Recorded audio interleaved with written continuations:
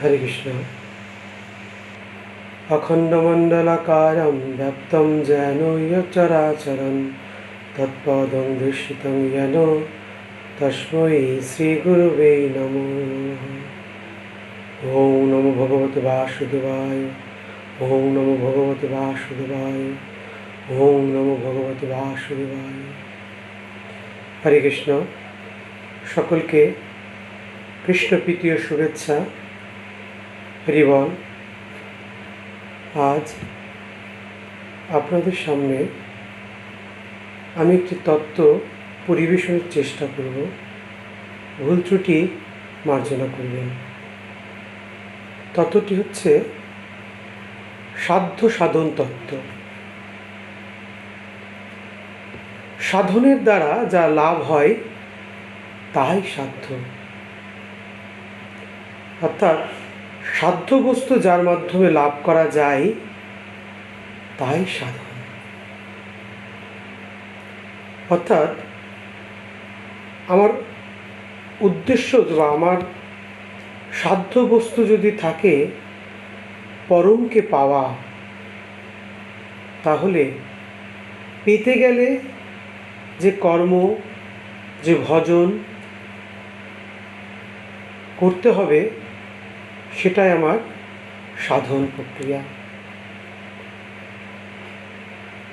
সেই পরমকে পেতে গেলে আমাদেরকে একটি একটি করে সিঁড়িতে এগোতে হবে। অর্থাৎ সাধ্য সাধ তত্ত্ব হচ্ছে পরমকে পাওয়ার সিঁড়ি, পথ বা দ্বার স্বরূপ। চৈতন্য চরিতামৃতে রায় রামানন্দের নিকট ভগবান গৌরহরি সাধ্য সাধন তত্ত্ব শুনেছিলেন।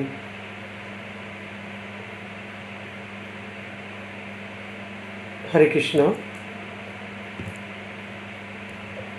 প্রভু কহে পরশ্লোক সাধ্যের নির্ণয়। রায় কহে স্বধর্ম আচরণে বিষ্ণু ভক্তি হয়। প্রভু কহে ইহ বাহ্য, অর্থাৎ ইহবাহ্য কেন বললেন? বর্ণ আশ্রম ধর্ম স্বরূপত ভক্তি নয়, কিন্তু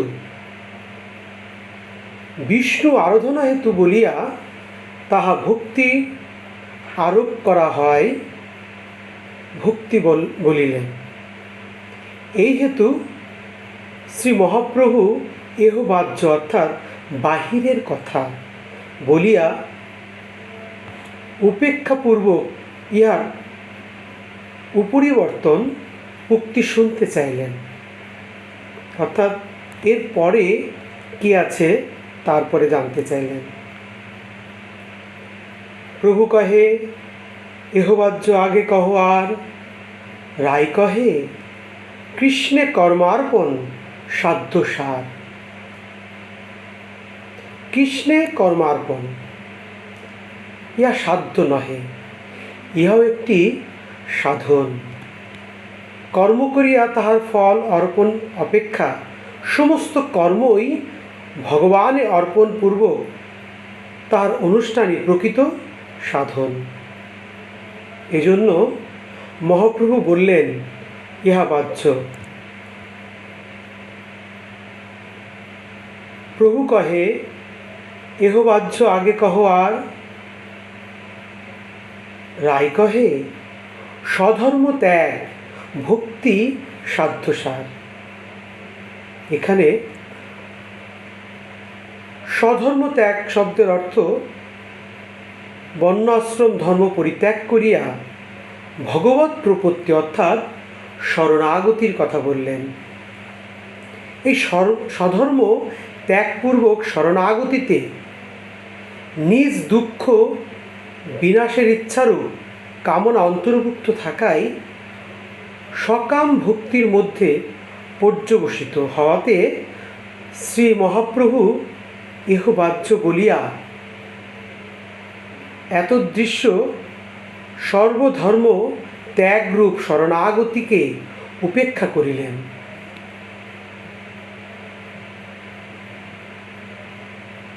প্রভু কহে এহ বাহ্য আগে কহ আর। রায় কহে জ্ঞান মিশ্রা ভক্তি সাধ্যসার। জ্ঞান মিশ্রা ভক্তি উত্তমা ভক্তি নহে, এ কারণে মহাপ্রভু এহ বাহ্য বলিয়া উপেক্ষা করিলেন। এখানে জ্ঞান মিশ্রা ভক্তি বলিতে নির্ভেদ ব্রহ্মানুভব রূপ জ্ঞান জানিতে হইবে, কিন্তু ভগবত তত্ত্ব অনুভূতি ব্যতীত ভক্তি হইতে পারে না।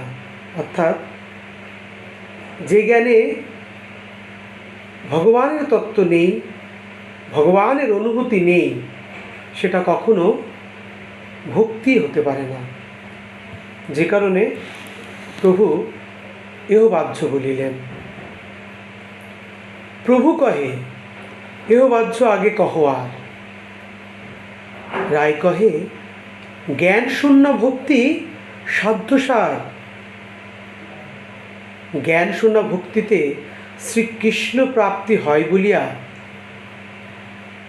শ্রীমন মহাপ্রভু এহ হয় বলিয়া অনুমোদন করিলেন। এরপরে প্রভু আরও বলিলেন, অর্থাৎ এখানে মহাপ্রভু রায়নামানন্দের মুখ থেকে একটি একটি দ্বার খুলছেন আর ভক্তির চরম শিখরে তথা কৃষ্ণ প্রেম ভক্তির চরমে পৌঁছাচ্ছেন। প্রভু কহে এহ হয় আগে কহ আর। রায় কহে প্রেম ভক্তি সর্বসাধ্যসার। এখানে প্রেম ভক্তি শব্দের অর্থ শান্ত ভক্তদিগের কৃষ্ণ নিষ্ঠারূপ প্রেম। জ্ঞানশূন্য ভক্তি অপেক্ষা শান্ত ভক্তের প্রেমে কৃষ্ণের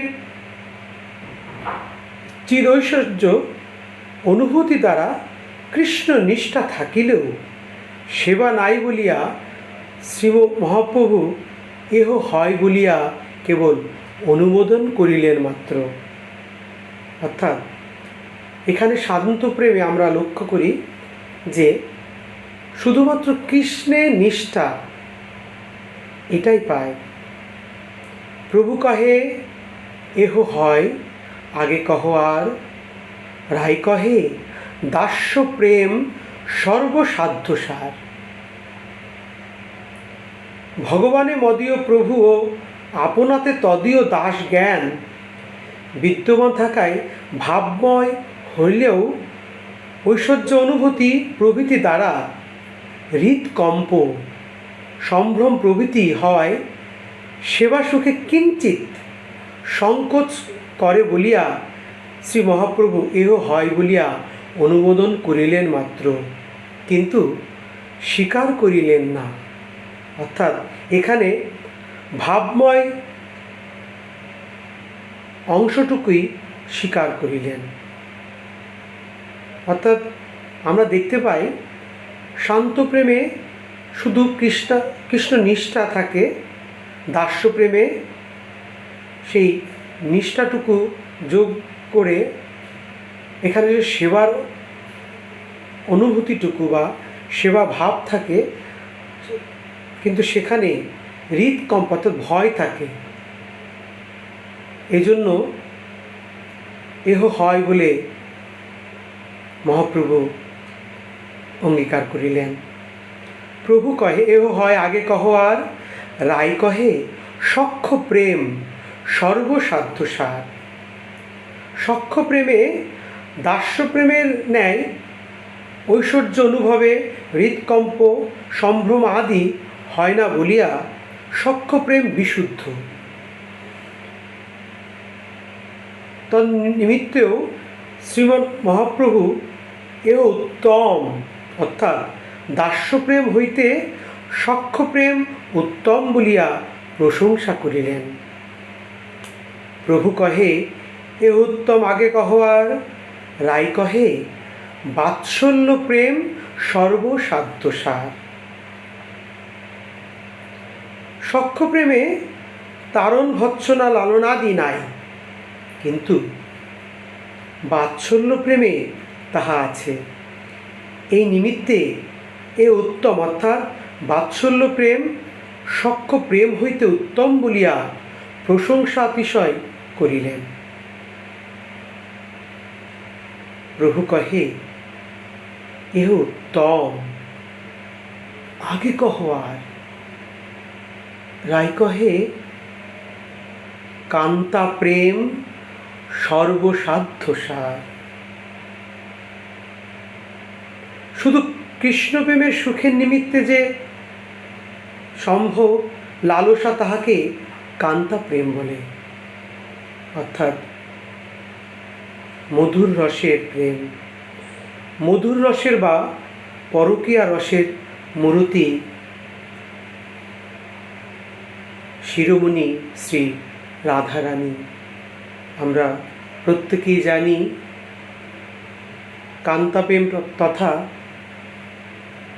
মধুর রসের প্রেম লীলা অর্থাৎ রাসলীলা, লীলার মধ্যে মুকুটমণি। যে লীলা কান্তাপ্রেম তথা মধুর রসে সিক্ত হয়ে আছে। হরে কৃষ্ণ।